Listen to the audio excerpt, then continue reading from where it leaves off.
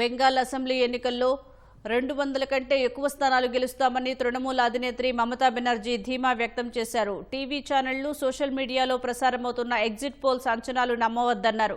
Exit polls అంచనాలన్నీ share మార్కెట్ను ప్రభావితం చేసేందుకేనన్న దీదీ 2021, 2024 ఎన్నికల్లో ముందస్తు అంచనాలన్నీ తలకిందులయ్యాయని గుర్తు చేశారు.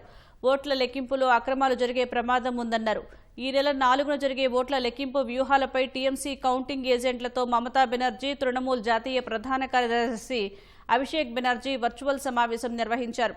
ఓట్ల లెక్కింపు ప్రక్రియ పూర్తిగా ముగిసే వరకు పార్టీ ఏజెంట్లు ఎవరూ కూడా కౌంటింగ్ కేంద్రాలు వదిలి వెళ్లవద్దని సూచించారు.